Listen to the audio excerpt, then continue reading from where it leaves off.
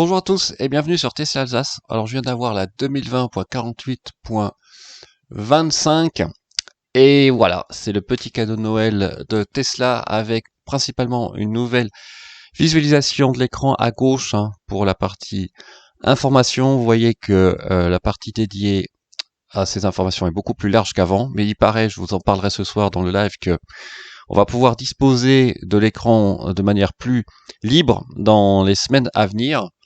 Et on va regarder maintenant petit à petit toutes les nouvelles fonctionnalités qui sont disponibles dans cette version qui est plutôt sympa. Alors d'abord on regarde la visualisation à gauche, vous voyez l'ouverture des portes et des coffres est beaucoup plus naturelle. Vous voyez là, je sors et je vais ouvrir le coffre avant.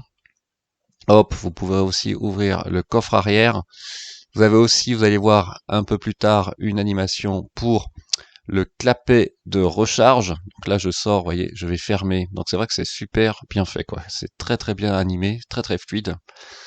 Vous allez voir, je vais faire le capot avant, dans la foulée, hop. Alors évidemment, ça s'ouvre jusqu'en haut, ils mettent sur l'écran, mais c'est pas exactement le cas dans la réalité. C'est juste le coffre qui s'ouvre un petit peu, mais enfin, c'est déjà super.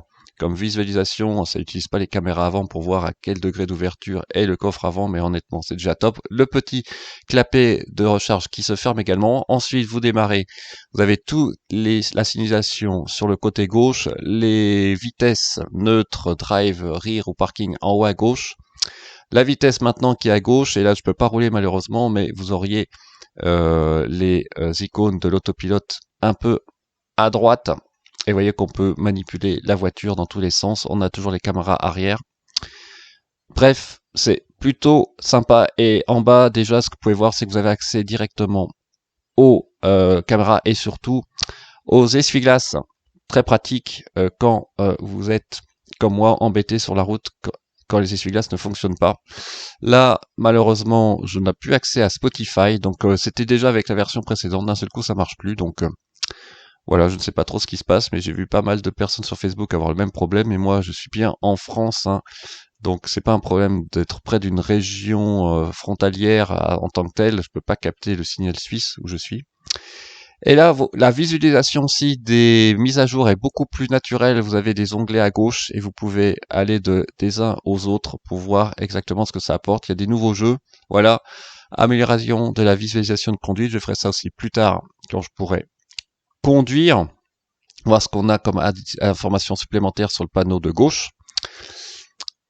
Et vous avez aussi, on va voir ça maintenant, des améliorations au niveau des superchargeurs qui maintenant apparaissent directement sur l'écran avec le nombre de stèles disponibles. Donc c'est vraiment pratique ça. Ça permet de ne pas cliquer dessus pour voir le nombre de stèles. Avant il y avait le petit icône, mais là c'est vrai que ça apparaît carrément dans on va dire le petit drapeau rouge, donc encore plus pratique.